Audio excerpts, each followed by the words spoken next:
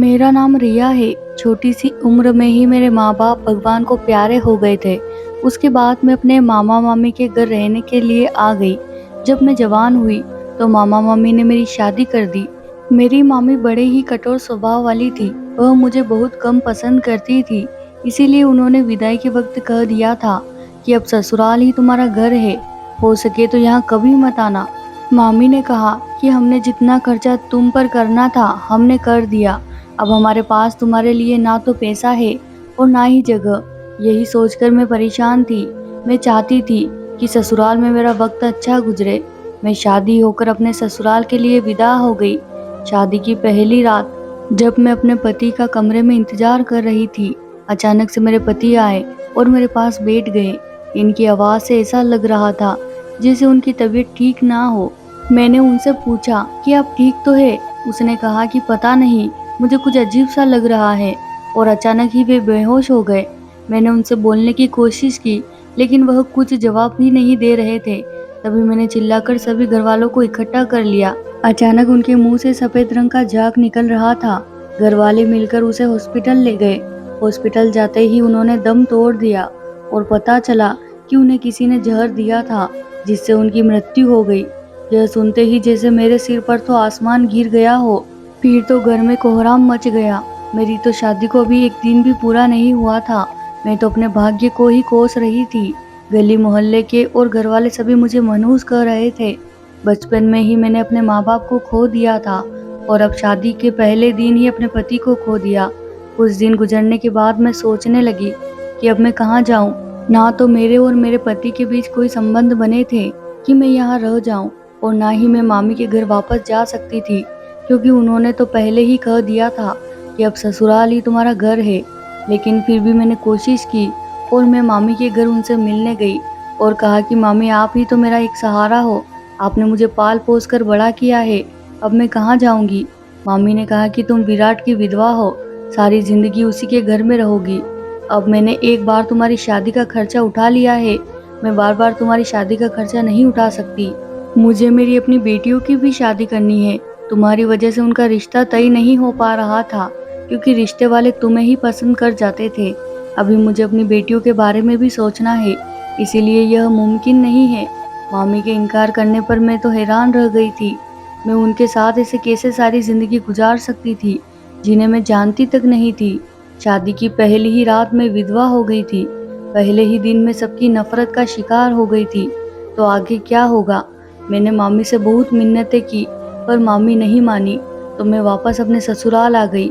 ससुराल में आते ही मेरी सास ने कहा कि तुम्हें अपने मायके चले जाना चाहिए। मैंने कहा कि मेरी मामी मुझे घर रखने को तैयार नहीं है। तो मेरी सास ने कहा कि ठीक है, तुम यहाँ रह सकती हो, लेकिन तुम्हें घर का सारा काम करना पड़ेगा। यहाँ मुफ्त का खाना तुम्हें नहीं मिलेगा। मैं समझ गई थी कि इन्हें फ्री में नौकरानी मिल गई है, लेकिन मैं क्या करती, मेरी मजबूरी थी। इसीलिए मैं काम करने को तैयार हो गई। मेरी सास सारा दिन अपने बेटे के लिए रोती रहती थी, सिर्फ अपने मरे हुए बेटे के लिए ही नहीं, बल्कि बड़े बेटे के लिए, क्योंकि उसे भी अभी तक औलाद नहीं हुई थी।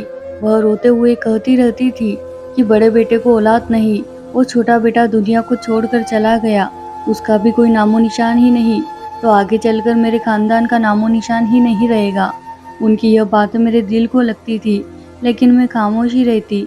ऐसे ही वक्त गुजरता रहा और मैंने पूरे घर को संभाल लिया। मैंने महसूस किया था कि मेरी जेठानी हर वक्त मुझे दूसरी नजरों से देखती रहती है, लेकिन कहती कुछ भी नहीं थी। लेकिन एक दिन उनके जुबान पर सच आ ही गया और वह मुझसे कहने लगी कि तुम इस घर से चली जाओ, इस घर में तुम्हारे लिए कोई जगह नहीं है। कैसी लड़की हो तुम, मुफ्त में इस घर की नौकरानी बनी हुई हो, अपनी मामी के घर क्यों नहीं चली जाती? वह लोग तुम्हारे अपने हैं। मुझे समझ नहीं आ रही थी कि मेरी जेठानी को मेरे यहाँ रहने से क्या दिक्कत है, जबकि मेरे यहाँ होने से उसे काम भी नहीं करना पड़ता था।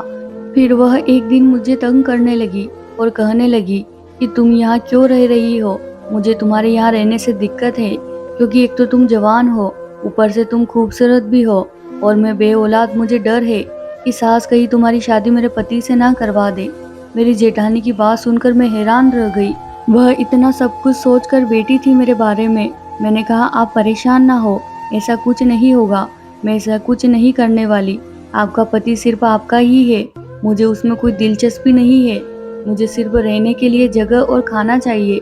मैंने अपनी जेठानी को तसल्ली देते हुए कहा, तुम्हारा क्या भरोसा, थोड़ी सी जगह कहकर पूरे घर में कब्जा ना कर लो। अगर वक्त के साथ तुम्हारी नीयत खराब हो गई तो मेरा पति तो औलाद के लिए दूसरी शादी के लिए तैयार हो जाएगा, और अगर तुम मेरी सांस के दबाव में आ गई तो। नहीं नहीं, मैं ऐसा कोई रिस्क नहीं ले सकती। अगर तुमने ऐसा कुछ करने की कोशिश भी की तो मैं तुम्हें छोड़ूंगी नहीं। मेरी जेठानी मुझे धमकी देते हुए चली गई। मुझे बहुत दुख हुआ। मैं सोच रही थी कि मेरी जेठानी बेवजह ही मुझसे डर रही है। ऐसा ना तो मेरी सास सोच सकती है और ना ही उसका पति। लेकिन रात को ही मेरी यह सोच गलत साबित हो गई। जब मेरा जेठ आधी रात को कमरे में आया, मैं कमरे में अंधेरा किए हुए जाग रही थी, क्योंकि मुझे इतनी जल्दी नींद नहीं आती थी, लेकिन अंधेरा कर देती थी ताकि सबको लगे कि मैं सो गई हूँ। मैंने कमरा लॉक किया था, लेकिन शायद मेरे जेठ के पास चाबी थी। मैं अंधेरे में किसी का साया देखकर डर गई, तो उसने कहा कि डरो मत, मैं तुम्हारा जेठ हूँ। जेठ ने यह कहकर कमरा लॉक कर दिया तो मेरी रूह कांप गई। वह आधी रात को मेरे कमरे में क्यों आया था? मैंने कहा कि भैया आप यहाँ क्यों आए हैं? मैंने डरते हुए सवाल किया। आहिस्ता बोलो, कोई सुन लेगा। वह बोले और मेरे करीब आकर बैठ गए। उन्होंने अपने मोबाइल की लाइट ऑन की और एक तरफ रख दी। उनके हाथ में एक थैला था और उन्होंने वो मेरी तरफ बढ़ाया और कहा, इसमें उनकी बीवी का जोड़ा है और उसे तुम पहन लो। मैं उनकी बात सुनकर हैरान हो गई और कहने लगी कि मैं यह सब नहीं करूंगी। तो उन्होंने कहा कि अगर इस घर में रहना है तो जैसा मैं कहूँगा वही करना पड़ेगा, और अपना मुंह बंद रखो, वरना मैं तुम्हें बदनाम कर दूंगा। साजिद की बातें सुनकर मैं बहुत डर गई थी। एक तो मेरी जेठानी मुझ पर पहले ही शक करती है और ऊपर से मैं बेसहारा थी। अगर इन्होंने मुझ पर इल्जाम लगा दिया तो मुझ पर कोई यकीन नहीं करेगा, क्योंकि घर मेरे जेठ का था और यह मुझे घर से निकाल देंगे, और मामी भी मुझे अपने घर पर नहीं रखेगी। मैं मजबूर थी और मैंने अपनी जेठानी का जोड़ा पहन लिया और फिर मेरा जेठ मुझे देखता ही रहा। उसके बाद उसने मेरे मुंह पर कपड़ा रख दिया, जिससे मैं बेहोश हो गई। जब आँख खुली तो मैंने देखा कि सुबह हो चुकी है और मेरा जेठ कहीं नजर नहीं आ रहा था। मेरी कमर में भी दर्द हो रहा था। मैं उठी और घर के कामों में लग गई। रात वाला हादसा मेरे जहन से निकल ही नहीं रहा था।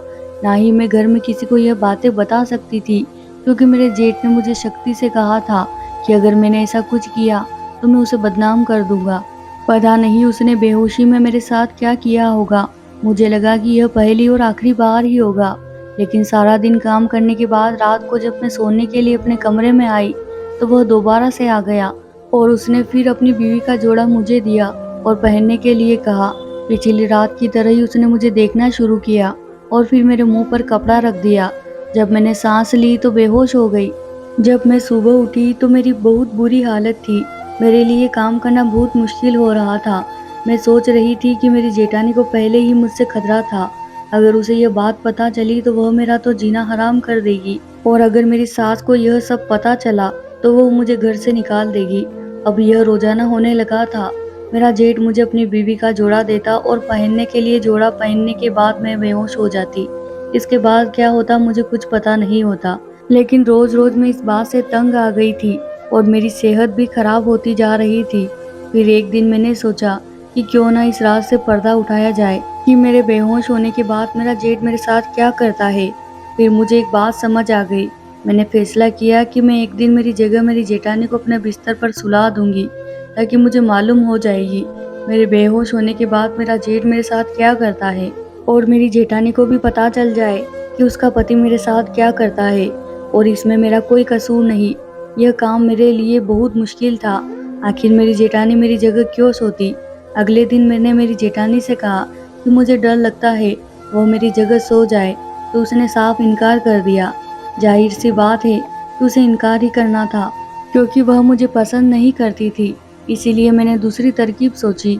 मैंने उससे कहा, असल में मैंने सपने में देखा है कि किसी ने मुझे कहा कि अगर तुम्हारी जेठानी तुम्हारी जगह तुम्हारे बिस्तर पर सो जाए तो शायद उसे औलाद हो जाए। मैं यह सपना आपको नहीं बताना चाहती थी, लेकिन आप कल सोने के लिए नहीं मानी, इसीलिए मैंने आज आपको यह सपना बता ही दिया। मैंने उसे झूठ कहा। मुझे पता है किसी को झूठा ख्वाब दिखाना गुनाह है, लेकिन मैं क्या करती, मैं मजबूर थी।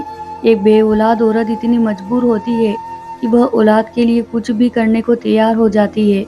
इसीलिए मेरी जेठानी ने भी तुरंत हाँ कह दी। वह मेरी जगह पर सो गई। मैंने उससे कहा कि उसे मेरे ही कपड़े पहनने पड़ेंगे, तो उसने मेरे कपड़े भी पहन लिए।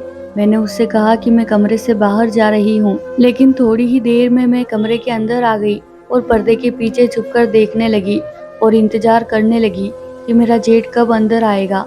थोड़ी ही देर में मेरा इंतजार खत्म हुआ और मेरा जेठ कमरे में दाखिल हुआ। उसे अंधेरे में पता ही नहीं चला कि बेड पर कौन सो रहा है। वह मेरी जेठानी के करीब बैठ गया और उसे हाथ पकड़कर उठाने लगा। वह बोल रहा था कि रिया उठो, जल्दी करो, यह कपड़े पहन लो, वक्त निकलता जा रहा है। यह सब सुनते ही मेरी जेठानी जाग गई। मेरे जेठ ने मोबाइल की लाइट ऑन की तो उसने देखा कि सामने उसकी पत्नी बैठी थी। आप इस वक्त रिया के कमरे में क्या कर रहे हैं? मेरी जेठानी ने हैरत से यह सवाल किया तो मेरे जेठ के चेहरे का रंग उड़ गया। तुम मुझे बताओ कि तुम इस वक्त रिया के कमरे में क्या कर रही हो, और रिया कहाँ है? मेरी जेठानी ने कहा कि वह तुम्हें बाद में बताऊंगी, पहले आप ये बताएं कि आप आधी रात को रिया के कमरे में क्या कर रहे हैं और क्या करना है आपको, जिसका वक्त निकलता जा रहा है। मेरी जेठानी चिल्लाते हुए बोली, जिसे सुनकर मेरी सास भी कमरे में आ गई कि क्या हो गया है, ऐसी क्या कयामत आ गई कि तुम रात को ऐसे चिल्ला रहे हो। मेरी जेठानी ने कहा, मुझसे क्या पूछ रही हो, अपने बेटे से पूछो कि वह आधी रात को अपनी विधवा भाभी के कमरे में क्या लेने आया था। मेरी जेठानी ने चिल्लाते हुए कहा। तो मेरी सास ने अजीब नजरों से मेरे जेठ की तरफ देखा। मैं अब डर के मारे पर्दे के पीछे कांप रही थी। मुझ में हिम्मत नहीं थी सबके सामने आने की और सबको सच बताने की। मैं चाहती थी कि मेरा जेठ सबको सच बता दे, लेकिन मेरा जेठ तो पत्थर बना खड़ा रहा।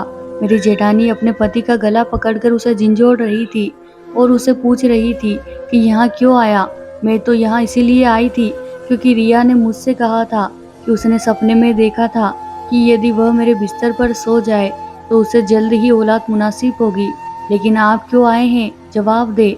तो मेरा जेठ जैसे फट पड़ा और कहा कि मैं भी औलाद की ख्वाहिश में ही आया हूँ। तुम्हें क्या लगता है कि औलाद की जरूरत बस तुम्हें ही है, मुझे नहीं? तो मेरी जेठानी ने सवाल किया कि औलाद के लिए तुम्हें अपनी विधवा भाभी के कमरे में आधी रात को आने की क्या जरूरत है? मैं अपने यहाँ आने की वजह अभी किसी को नहीं बता सकता जब तक मेरा काम पूरा नहीं हो जाता, लेकिन कोई उसकी बात पर यकीन करने वाला नहीं था। अचानक ही मेरी सांस की नज़र पर्दे के पीछे पड़ गई तो वह मेरे पास आई और उसने कहा कि अब तुम क्यों यहाँ पर्दे के पीछे छुपकर तमाशा देख रही हो? फसाद की जड़ तो तुम ही हो, सब कुछ तुम्हारी वजह से ही हो रहा है। मेरा हंसता खेलता परिवार तुम्हारी मनुष्यत की वजह से उजड़ गया। अभी तक तुम्हें चैन नहीं आया? मेरी सास ने हाथ पकड़कर मुझे आगे किया और मुझ पर इल्जाम लगाना शुरू कर दिए। मेरी जेठानी ने कहा कि इसी ने मुझे यहाँ आने के लिए कहा था, इसका मेरे पति के साथ चक्कर चल रहा है। मैं तो पहले से ही परेशान थी, मुझे इस पर पहले से ही शक था कि यह गुल जरूर खिलाएगी। अब मेरा शक यकीन में बदल गया। मैंने कहा, मेरा यकीन करे, इसमें मेरा कोई दोष नहीं है। मैं तो आप सबके सामने सच्चाई लाना चाहती थी ताकि आप सब अपनी आंखों से देख सके। यह आधी रात को मेरे कमरे में आते हैं और मुझे बेहोश कर देते हैं, और उन्होंने मुझे धमकी भी दी थी कि यदि मैं किसी को भी यह बताऊंगी तो वह मुझ पर इल्जाम लगा देंगे। मैं बेसहारा लड़की थी, मैंने किसी से कुछ नहीं कहा था। मैं डर गई थी। मैंने सबकी शक्ल देखी तो मुझे लगा कि मेरी बात पर कोई यकीन नहीं कर रहा। मेरी जेठानी ने मेरी सास से कहा कि फसाद की जड़ यह नहीं, फसाद की जड़ आप है। आपने खुद इस लड़की को इस घर में रखा हुआ है। आप ही चाहती थी कि मेरे पति इस विधवा लड़की में दिलचस्पी ले और इससे शादी कर ले ताकि आपको भी पोता या पोती मिल जाए। मेरी सास और मेरी जेठानी की लड़ाई शुरू हो चुकी थी तो मेरे जेठ ने सबको चुप करा दिया और कहा कि मैं आपको सब सच बताता हूँ और रिया पर कोई इल्जाम ना लगाए। इन सब में रिया की कोई गलती नहीं, बल्कि रिया तो एक शरीफ लड़की है। मैं दिल से इसकी इज्जत करता हूँ। इसे धमकी इसीलिए दी थी ताकि मैं जो काम कर रहा हूँ वह पूरा हो जाए। मेरा ऐसा कोई इरादा नहीं था कि इस पर इल्जाम लगाकर इसे बदनाम करके इसको घर से निकलवा दूं। मेरी जेठानी ने कहा, और क्या इरादा था आपका?